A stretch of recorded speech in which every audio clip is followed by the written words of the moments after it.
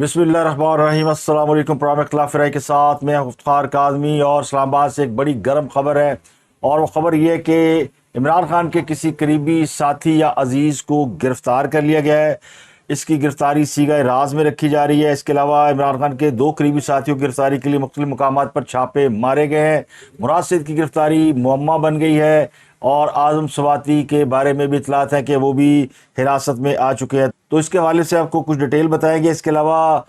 مسلم league نون کو مینار پاکستان لاہور میں اجازت مل گئی ہے، لیکن یہ اجازت مشروط طور پر دی گئی ہے۔ تقریروں میں فوجی اداروں اور فوجی افسران اور اداروں کے نام لینے پر پابندی لگا دی گئی ہے۔ فوج اور اداروں کے متعلق کوئی بات نہیں کی جا سکے گی۔ نواز شریف کی واپسی میں 6 روز باقی رہ گئے، اور واپسی پر وہ گرفتار ہوں گے یا ان کی ضمانت ہوگی، ابھی تک یہ بات معمہ بنی ہوئی ہے۔ پیپلز پارٹی اس بات کی مخالفت کر رہی ہے کہ نواز شریف جو ہے وہ مینار پاکستان براہ راست جلسہ کرنے جائیں۔ پیپلز پارٹی یہ مطالبہ کر رہی ہے کہ نواز شریف بڑے لیڈر ہیں تو ان کو چاہیے پہلے جیل جائیں۔ یہی پیپلز پارٹی جو کل تک نواز شریف کی واپسی کے لیے ضد لگا رہی تھی، اصرار کر رہی تھی، بار بار کہہ رہی تھی کہ نواز شریف واپس کیوں نہیں آتے، میاں صاحب واپس آؤ، ملک کی سیاست میں حصہ لو۔ اب جب واپس آ رہے ہیں تو پیپلز پارٹی شور مچا رہی ہے کہ یہ سب کچھ بیک ڈور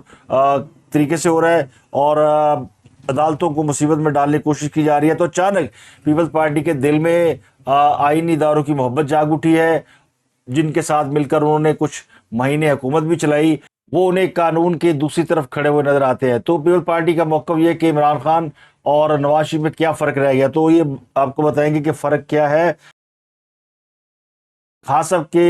حوالے سے منڈے کو بہت اہم کیسز ہیں، ایک نہیں کافی کیسز ہیں کہ بہت سے اہم کیسز کا فیصلہ ہونا، جس میں سب سے اہم کیس سائفر کیس کی جیل میں ٹرائل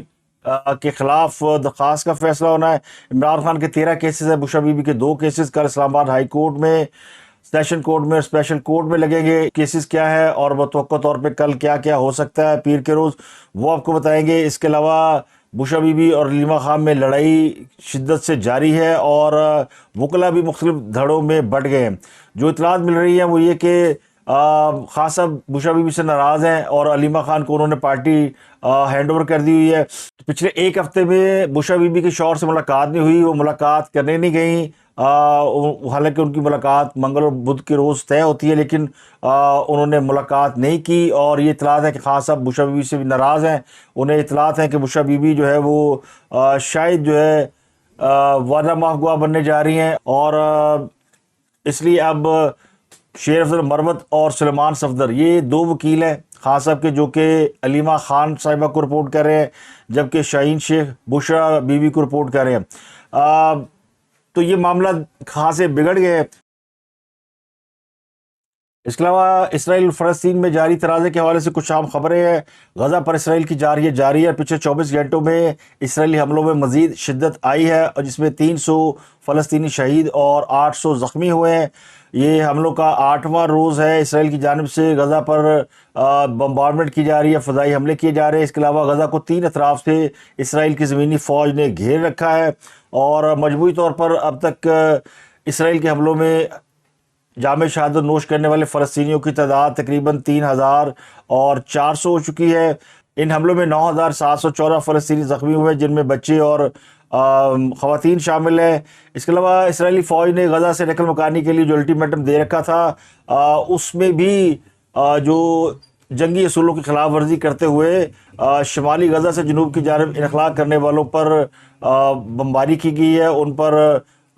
میزائل مارے گئے ہیں، اور ان میں تقریباً 70 افراد شہید ہو گئے۔ تو خود ہی اسرائیل نے یہ وارننگ دی ہوئی تھی کہ 24 گھنٹوں میں غزہ کے مکین جو ہے غزہ خالی کر دیں، تو نقل مکانی کرنے والوں کو پھر انہوں نے راستے میں یعنی خود فائرنگ کر کے بمبارڈمنٹ کر کے شہید کر دیا۔ تو اسرائیل غزہ میں زمین، فضا اور سمندر سے 3 اطراف سے حملے کی تیاری کر رہا ہے، اور برطانوی خبرساں ادارے کے مطابق اسرائیل کی جانب سے کہا گیا کہ وہ تیاری کر رہا ہے، لیکن ابھی حملے کا وقت نہیں آیا۔ اس کے علاوہ اسرائیلی وزیر اعظم بھی اس بات کا اشارہ دے رہے ہیں کہ اگلا مرحلہ جو ہے وہ زمینی حملہ ہو سکتا ہے۔ پوری دنیا اس جنگ کے حوالے سے بڑے کنسرن میں. آج پوری دنیا میں تقریباً فلسطین کے حق میں مظاہرے ہوئے, اور حتیٰ کہ یہودیوں نے بھی فلسطینیوں کے حق میں مظاہرے کیے ہیں, اور امریکہ میں بھی بڑا شدید رد عمل پایا جاتا ہے. یورپ کے بہت سے ممالک میں مظاہرے ہو رہے ہیں, مسلمان ملکوں میں تو مظاہرے ہو ہی رہے ہیں, لیکن یورپ کے ممالک میں بھی انسانی حقوق کے حوالے سے بہت سے ممالک جو ہے اور ان کے عوام سڑکوں پر نکل آئے ہیں, اور یہ مظاہرے پھیلتے جا رہے ہیں. اس میں جو امپورٹنٹ ڈیولپمنٹ ہے وہ یہ کہ سعودی عرب نے اسرائیل کے ساتھ جو بات چیت ہو رہی تھی وہ روک دی ہے. سعودی عرب کے بارے میں یہ اطلاعات تھی کہ وہ اسرائیل کے ساتھ دوستانہ تعلقات کو ڈیولپ کر رہا ہے, اور ممکن ہے اگلے کچھ مہینوں میں وہ اسرائیل کو تسلیم کر لیتا, لیکن اس جنگ کے بعد, اس لڑائی کے بعد صورتحال بدل گئی ہے. اس کے علاوہ قطر نے اسرائیل کو گیس روکنے کی دھمکی دی ہے. اگلا یعنی جو سیزن آ رہا ہے سردی کا, اس میں یوکرائن سے ملنے والی یا روس سے ملنے والی گیس پہلے یورپ کو کم مقدار میں مل رہی ہے یا بالکل نہیں مل رہی, اور اگر عرب ممالک کی جانب سے بھی گیس کی سپلائی روک دی گئی تو پھر پورا یورپ جو ہے وہ سردی میں ٹھٹر کے مر جائے گا. تو یہ ہے وہ اصل خطرہ جس کی وجہ سے یورپ اور امریکہ کی جو ہے اوسان خطا ہوئے ہیں, اور حملہ کرنے سے بھی وہ ڈرے ہیں. پچھلے کئی روز سے اس بات کی وارننگ دی جا رہی تھی کہ 3 اطراف سے حملہ کیا جائے گا اور بس اسرائیلی فوج غزہ کے اندر گھسنے والی ہے, لیکن ان کو ڈر یہ کہ کہیں حماس نے ان کے لیے کوئی سرپرائز نہ رکھا ہو. تو یہ فلسطین کی صورتحال ہے, اسرائیل کی صورتحال ہے, اور یہ خاصی افسوسناک صورتحال ہے. اس کے علاوہ جو اندر کی خبریں ہیں وہ یہ کہ جو اسرائیلی وزیر اعظم نیتن یاہو, ان کو فوج کے اندر بغاوت کا سامنا ہے. فوجی جو ہے وہ ان کے احکامات ماننے سے انکاری ہیں, اور وہ اسرائیل کی جو حکمت عملی ہے کہ غزہ کے اندر گھس کر حملہ کیا جائے اس کی مخالفت کر رہے ہیں. خدشہ یہ کہ اس کے لیے حماس نے کوئی بوبی ٹریپ نہ تیار کر رکھا ہو. تو اس کے علاوہ اسرائیل نے ویسے تیاری بڑے پیمانے پہ کی ہوئی ہے, لیکن مصر بھی اس میں اب جنگ کے اندر کود پڑا ہے. ایران نے بھی وارننگ دے دی ہے, اور تو اسلامی ممالک جو ہے وہ پوری طرح فلسطینیوں کے ساتھ کھڑے نظر آتے ہیں, اور پہلی مرتبہ یہ جنگ جو ہے وہ طول اختیار کرتی ہوئی نظر آتی ہے, اور لگتا ہے کہ یہ پراکسی کے طریقے سے لڑی جائے گی. بہت سے لوگ ابھی تک ہاسٹیج ہیں جو کہ فلسطینی گروپ جو حماس ہے انہوں نے ان کو ہاسٹیج بنایا ہوا ہے, تو ان کی وجہ سے بھی حملے میں تھوڑی سی ریلیکٹنس ہے. تو اب یہ معاملہ جو ہے پوری دنیا کے اندر ہائی لائٹ ہو چکا ہے, اور دنیا جو ہے وہ بنیادی طور پر اس کا جو ٹلٹ ہے, رجحان ہے, وہ فلسطین کے حق میں یعنی ہوتا جا رہا ہے. اور یہ بہت بڑی کامیابی ہے حماس کی اور فلسطینی عوام کی کہ انہوں نے اپنے بہت سے نوجوان بچے عورتیں شہید کروا کر بالآخر جو ہے وہ اپنی مقصد میں کسی حد تک کامیابی حاصل کر لی ہے. اس کے علاوہ جو اسرائیل کی سرحد سے جن ممالک کے بارڈر ملتے ہیں, لبنان, شام اور دیگر ممالک کے, وہ راستے بھی بند کر دیے گئے ہیں. اور اسرائیل جو ہے وہ اس کو اس بات کا بھی خدشہ ہے کہ اگر اس نے غزہ کے اندر پینٹریشن کی تو یمن, لبنان اور دیگر ممالک کی طرف سے ان کے پیچھے سے حملہ نہ ہو جائے. تو ان کو اب وہ سینڈوچ بن گیا دونوں طرف سے, آگے حماس کے لوگ کھڑے ہیں اور پیچھے لبنان اور شام میں جو فلسطینی ہیں یا مسلمان وہ کھڑے ہیں. اور اب اس جنگ میں جو بہت سی دنیا بحث کر رہی تھی کہ یہ سنی شیعہ لوگ ہیں یا فلاں سیکٹرین ہیں, تو اس جنگ میں کسی کو بھی کسی کے اوپر کوئی فوقیت حاصل نہیں, نہ کوئی یہاں پہ فرقے کی جنگ لڑا ہے. یہاں سنی شیعہ ہر فرقے کے مسلمان اس جنگ میں باہم شیر و شکر نظر آتے ہیں, اور بالکل ان کو وہ ایک صف کی صورت میں نظر آتے ہیں کہ باقاعدہ دشمن کو دشمن سمجھ کر اور غاصب کو غاصب سمجھ کر ان کے خلاف کلمہ حق اور جہاد کے نعرے لگائے جا رہے ہیں یا جہاد لڑا جا رہا ہے. تو یہ کچھ امپورٹنٹ خبریں فلسطین اور اسرائیل کے حوالے سے ہیں. اب آ جاتے ہیں ٹاپ سٹوری کی طرف کہ اسلام آباد میں گرفتاری کس کی ہوئی ہے. اسلام آباد میں جو گرفتاری کے حوالے سے اطلاعات ہیں ان میں 2 نام آ رہے ہیں. ایک تو بشرا بی بی کی گرفتاری کے حوالے سے خبریں ہیں, اور دوسری اعظم سواتی کے حوالے سے, لیکن میرے پاس کوئی کنفرم خبر نہیں ہے, اس لیے کہ خبر چند لمحے قبل ہی موصول ہوئی ہے. گرفتار کرنے والے گرفتار ہونے والے شخص کا نام صیغہ راز میں رکھ رہے ہیں. اس سے پہلے کل ایک واقعہ ہوا تھا مراد سعید گرفتاری کے لیے. کل رات سوات میں چھاپا مارا گیا, تو وہاں کی جو پولیس ہے انہوں نے مراد سعید کو بھاگنے میں یعنی خاصی معاونت کی ہے. یہ اطلاعات ہے کہ وہاں پوری کنفرمیشن کے ساتھ چھاپا مارا گیا تھا. مراد سعید اپنے سسرال میں جو ان کا سسرالی گھر ہے وہاں پہ موجود تھے، اور ان کی بہن بھی اسی گھر میں بیائی ہوئی ہیں، تو بہن اور بہنوئی جو کہ ان کے بہنوئی ان کے برادر ان لا بھی لگتے ہیں، سالہ صاحب بھی لگتے ہیں، تو یہ کوئی رشتہ اس طرح کا ہے کہ اس میں یعنی دونوں فیملی میں رشتہ وٹا سٹا، یا وہ جو کہتے ہیں نا آپ ایک بیٹی ادھر بیائی اور ایک بیٹی انہوں نے لے لی، اس قسم کا رشتہ ہے۔ وہاں پہ مراد سعید موجود تھے، ان کی گھر سے گاڑی ملی، تو مراد سعید کا سسرال ہے ناصر باغ کی حدود میں، جہاں مبینہ طور پر رپوش تھے۔ ایس پی ورثہ ارشد خان کے مطابق ملزم کے برادر نسبتی نے پولیس کی کارروائی میں رکاوٹ ڈالی، ان کے دو ملازم بھی موجود تھے۔ جب پولیس وہاں پہنچی تو ملازمین نے پولیس کا باقاعدہ مقابلہ کیا، ان کے اوپر پتھراؤ کیا، گالم گلوچ کی، اور مراد سعید جو اس دوران اس جھگڑے کے دوران ان کو فرار ہونے میں مدد دی۔ اس کا مقدمہ پولیس نے ناصر باغ تھانے میں درج کرایا، تو وہاں کے جو ایس ایچ او ہیں جن کے بارے میں یہ خبر ہے کہ انہوں نے مراد سعید کو اطلاع دے دی تھی کہ پولیس ان کو گرفتار کرنے آ رہی ہے، انہوں نے یہ پرچہ بھی درج کرنے سے انکار کر دیا، تو ان کو معطل کر دیا گیا اور پھر پرچہ بھی درج کیا گیا۔ فیصلے اس کے تو پرچہ بھی درج، آج مجسٹریٹ کی عدالت میں یہ معاملہ سامنے لایا گیا، اور اس میں مجسٹریٹ نے لکھا اپنے فیصلے میں کہ یہ جو چھاپہ مارا گیا یہ ایک حاضر سروس فوجی افسر میجر طیب، باقاعدہ ان کا نام لکھا ہے کہ ان کی اطلاع پر پولیس نے مراد سعید کی گرفتاری کے لیے چھاپہ مارا، اور میجر طیب اس کو لیڈ کر رہے تھے، اور اس چھاپے کے دوران مراد سعید کی وہاں موجودگی کا ایک بھی ثبوت نہیں ملا، اور یہ بھی انہوں نے کہا کہ پولیس کے پاس وارنٹ نہیں تھے۔ اس کے باوجود 3 افراد کو حراست میں لے کر ایف آئی آر درج کر لی گئی۔ غلط معلومات دینے پر میجر طیب سے کوئی پوچھ گچھ نہیں کی گئی، اور لیکن عدالت نے 70,000 کے مچلقوں کے عوض گرفتار ہونے والے تینوں افراد کو، جن میں مراد سعید کی بہن، سالہ اور ملازم شامل ہیں، ان کو رہا کرنے کا حکم دیا ہے۔ مراد سعید وہ جن کے خلاف 9 مئی کی اور 10 مئی کے واقعات میں ملوث ہونے کے ثبوت بھی ہیں، مقدمات بھی درج ہیں، اور یہ ان کی باقاعدہ آڈیو آئی ہوئی جس میں یہ فوجی تنصیبات پر حملے کے حوالے سے ایک بڑے مضبوط وٹنس ہیں۔ تو اس کے علاوہ 9 مئی کے جو جلاؤ گراؤ کے مقدمات ہیں ان میں تقریباً 213 ملزمان کے ٹرائل شروع ہو چکے ہیں۔ کچھ ملزمان کے مقدمات انسدادی دہشت گردی کی عدالت میں چل رہے ہیں، اور کچھ کے فوجی عدالتوں میں چل رہے ہیں، تو 164 ملزمان ہیں جو کہ اینٹی ٹیررسٹ کوڈ میں جن کے مقدمات چل رہے ہیں، اور پروسیکیوشن کے مطابق پولیس نے 6 مقدمات میں تحقیقات مکمل کر کے 213 ملزمان کے چلان عدالتوں میں جمع کرا دیے ہیں، اور پروسیکیوشن کے مطابق اس کے علاوہ بھی کچھ مقدمات ہیں جن میں 350 سے زائد لوگ جو ہیں وہ انوالو ہیں، جن میں صوبائی وزراء اور ارکان اسمبلی بھی نامزد ہیں، اور یہ میں آپ کو صرف کے پی کے کی صورت حال بتا رہا ہوں کہ یہ وہاں کے مقدمات ہیں۔ ان میں خیبر، محمد اور پشاور کے 8 تانے ہیں جہاں یہ مقدمات درج کیے گئے ہیں۔ تو یہ گرفتاریوں کے حوالے سے ہے۔ اب عمران خان صاحب کی کل بہت سے مقدمات میں ان کی پیشی ہے۔ سب سے اہم مقدمہ ہے سائفر کیس، جو کہ پیر کے روز دوپہر کے بعد لگے گا اسلام آباد ہائی کورٹ میں۔ اس میں ایف آئی اے کے پروسیکیوٹر کو دلائل دینا ہے، اگر دلائل دے دی گئی تو فیصلہ محفوظ ہو جائے گا، اور اس کے بعد وہ کبھی بھی جاری کیا جا سکتا ہے، یعنی کل ہی اس کا فیصلہ آ سکتا ہے یا آگے بھی اس کا معاملہ جا سکتا ہے۔ تو 2 ماہ سے ملزم جیل میں ہے۔ ویسے تو ہائی کورٹ سے ضمانت ہو جاتی ہے اس کیسوں کی، لیکن اگر پروسیکیوشن عدالت کو مطمئن کر سکی اور عمران خان کے اس ایکٹ سے کسی غیر ملکی یا ملک دشمن ملک نے فائدہ اٹھایا، یہ بات ثابت کر سکی، تو پھر ان کی ضمانت بڑی مشکل ہوگی، اور کہنے والے کہتے ہیں کہ ضمانت ان کی بڑی مشکل ہے، چانسز جو ہے وہ سمجھ لیں 90 اور 10 ہے۔ دوسرا، عمران خان کی جیل میں سماعت کا حوالہ ہے کہ وہ جیل میں سماعت کی جانی چاہیے کہ نہیں کی جانی چاہیے۔ یہ درخواست بھی عمران خان صاحب نے دی ہوئی ہے کہ اس کیس کا ٹرائل جیل میں نہ کیا جائے۔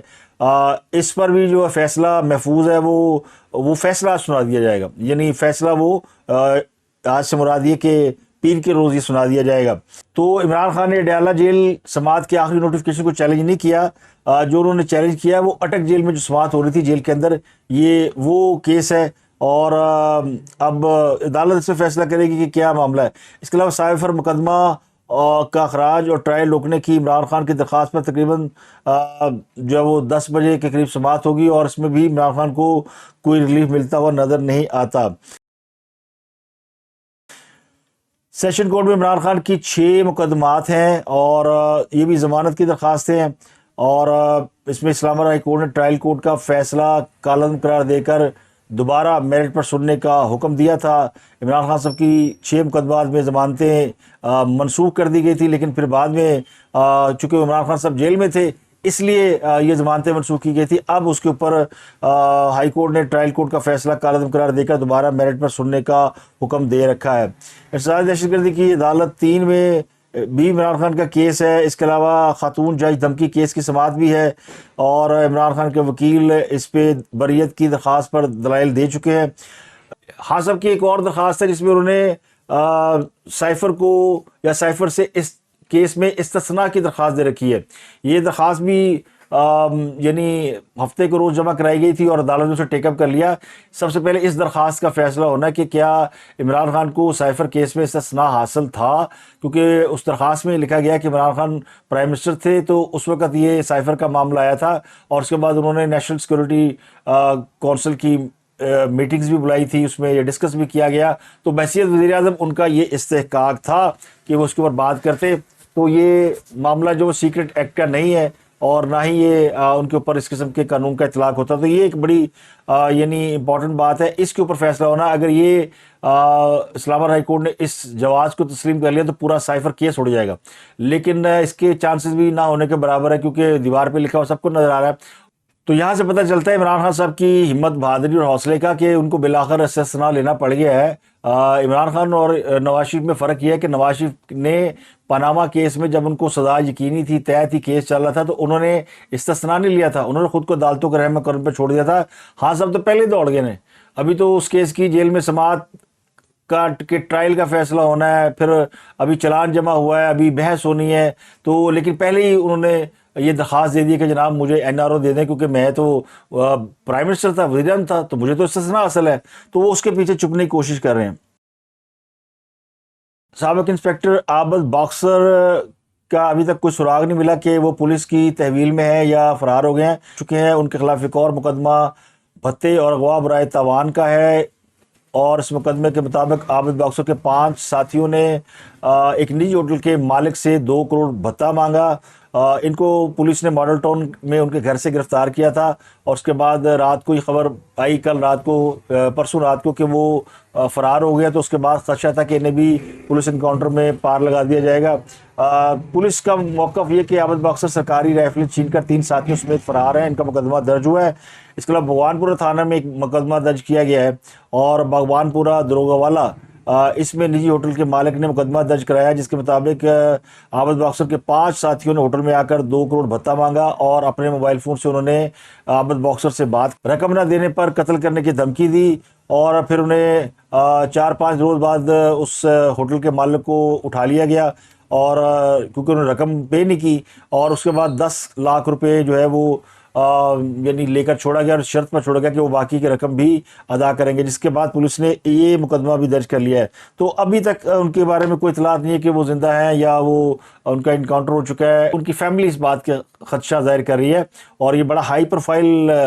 شخصیت ہے، اور اس کے پاس بہت سے اہم راز بھی ہیں۔ ایک اور خبر ہے، نگران وزیر اعظم کے وزراء کو ہٹانے سے متعلق محفوظ فیصلہ بھی پیر کے روز سنایا جا رہا ہے۔ الیکشن کمیشن نے 10 اکتوبر کو یہ فیصلہ محفوظ کیا تھا۔ ایک ایڈوکیٹ ہے عزیز الدین کاکا خیل، انہوں نے الیکشن کمیشن میں درخواست دی تھی کہ نگران وفاقی وزیر فواد حسن فواد اور احمد چیمہ اور توقیر شاہ، یہ جو گورنمنٹ سیکٹر کا حصہ بنے ہوئے ہیں، یہ تمام کا تعلق سیاسی جماعت سے ہے، اور ان کو وزراء کی یا کابینہ میں نہیں ہونی چاہیے۔ درخواست گزار کے مطابق وزیر اعظم نے اپنا سیکٹری توقیر شاہ کو لگا رکھا ہے، جو کہ سابق وزیر اعظم کے سیکٹری رہے ہیں۔ آرٹیکل 2018 کے مطابق نگران سیٹ اپ کو غیر جانبدار ہونا چاہیے، تو یہ ان کا اعتراض ہے۔ اس پہ الیکشن کمیشن نے فیصلہ محفوظ کر رکھا ہے، یہ فیصلہ بھی پیر کے روز سنایا جائے گا۔ اور کرکٹ کی دنیا سے ایک بڑا سرپرائز ہے جناب، افغانستان نے انگلینڈ کو ہرا کر اپ سیٹ کر دیا ہے، اور ورلڈ کپ میں بڑا سرپرائز، بڑا جو اپ سیٹ ہوا ہے وہ یہ پہلا اپ سیٹ ہوا ہے۔ کل پاکستان بھارت سے ہارا تھا، تو یعنی کافی اس میں لوگ پریشان تھے، اور ابھی تک لوگ حیران و پریشان ہیں کہ پاکستانی ٹیم جو کہ آن پیپر بڑی مضبوط ٹیم ہے، وہ انڈیا سے کیسے ہار گئی۔ تو بہت سی باتیں ہو رہی ہیں، کوچ مکی آرتھر نے یہ الزام لگایا کہ یہ مقابلہ جو ہے وہ 11 کھلاڑیوں ورسز اسٹیڈیم میں موجود 1 لاکھ افراد کے درمیان تھا۔ اس کے علاوہ BCCI نے کچھ ایسا انتظام کر رکھا تھا جس کے نتیجے میں پاکستان کو ڈی موٹیویٹ کیا گیا، یعنی اسٹیڈیم کے اندر نہ آپ نے وہ لیول پلینگ فیلڈ دی، یعنی نہ پاکستانی کھلاڑیوں کے مورال ہائی کرنے کے لیے پاکستانی نغمے چلائے گئے، نہ ان کے کوئی اس والے سے نعرے لگے۔ پاکستانیوں کو ویسے ویزا نہیں ملا، لوگ وہاں پہ موجود ہی نہیں ہے، پاکستانی شائقین پہ پابندی ہے، چند صحافی موجود ہے، ہمارے لوکل جو لوگ ہیں وہ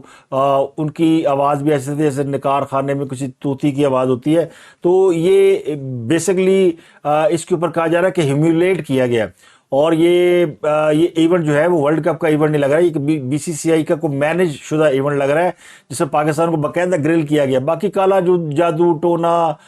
عملی سفریات یہ تو ہم جانتے ہیں کہ سارے جو وہ ہندو دھرم کا تو یعنی بنیادی عقیدہ ہے